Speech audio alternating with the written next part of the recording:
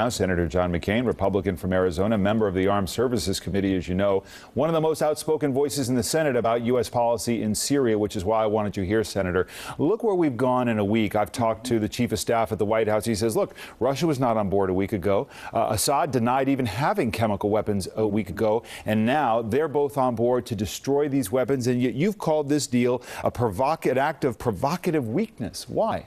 Well, suppose that this deal is made and then Bashar Assad does not comply and continues, by the way, the slaughter of over 100,000 people. The problem, by the way, in Syria is not chemical weapons, although as horrible as they are, they're the 100,000 that have already been killed.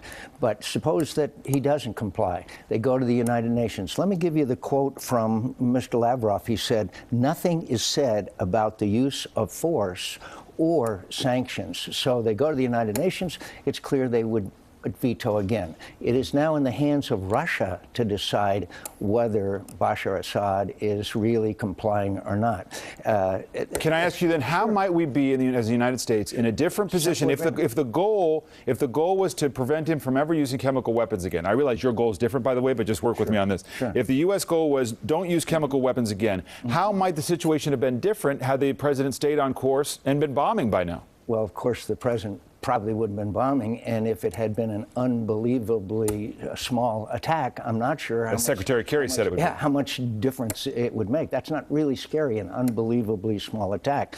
But the point is, if the agreement had said that there will be the use of force automatically, or the Russians had agreed that they could go under Chapter 7 to the United Nations Security Council, that puts an entirely different cast on it. Right now, it's up to the Russians to decide that. And by the way, they didn't even assign blame for this attack. In fact, Putin, in his op-ed piece, stirring piece, said that it was the rebels. It was the Free Syrian Army that committed this. There is not a seriousness on the part of the Russians. And again, here we are going to see, if it works, we're going to see the Russians facilitating the departure of chemical weapons, while plane load after plane load of Russian aircraft coming into Damascus were full of weapons and devices to kill Syrians, of which there's over 100,000. Whatever happened to the president's red line, where he said, if they use these chemical weapons, we will respond. Okay, but as you know, I think the president would say to you, okay, the reality is that red line was to prevent him from using weapons. And we have the prospect here, even if we don't completely trust the Russians, of getting to a point where he no longer has weapons. Why shouldn't that be seen as victory? It's not a matter of trust. It's a matter of whether it will be enforced or not. When Mr. Lavrov said there is nothing in this agreement about the use of force, i.e., they will not agree to the use of force. Okay, so fair enough. What Bashar Assad does. Two points that I want to try to pin you down on, which is if the Russians stand in the way, if they're gaming the president in the United States right now, and this is a waste of time. All right, they're in charge. So if they stand in the way of any potential force, what would you do as president in the interim, in case they do that, and if that eventuality happens? Well, first of all, I would step up our support for the Free Syrian Army. The president 2 years ago said Bashar Assad has to go. Where is that statement? And I would give them the support that they need to change the momentum on the battlefield, to lead to the negotiated departure of Bashar Assad. That has always been the goal, at least certainly stated by the President of the United States. Now there is no comment about that. Now he is able to have killed 1,400 people, and he has killed over 100,000. Where is the United States response to that?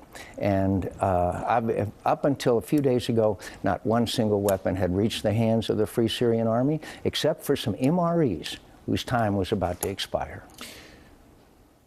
Your goal is the president's goal ultimately that Bashar Assad should be out of power. Go. Yes, indeed. What should the United States sacrifice in order to achieve that goal? Sacrifice some of our weapons that are viable, like anti-tank and anti-air weapons, which we have not given them.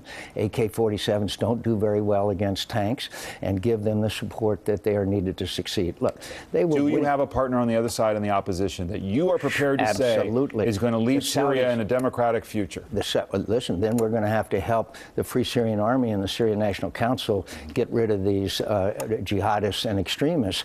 And 2 years ago, by the the way, they weren't there. A year ago, the momentum was on their side until 5,000 Hezbollah. Iranians stepped it up, the Russians stepped it up, and it reversed the momentum. It's going to be tough. It is going to be difficult. But to believe that the Syrian people who are moderate are willing to be governed by al-Nusra is a misreading of the Syrian people. So bottom line here, before I move on, this deal, which the president supports, a winner or a loser in your mind?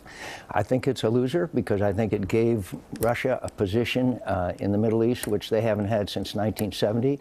We are now depending on the goodwill of the Russian people if Bashar Assad violates this agreement. And I am of the firm belief, given his record, that is a very, very big gamble. Senator McCain, thank you very much. As always, I appreciate your time. I want to bring in the chairman.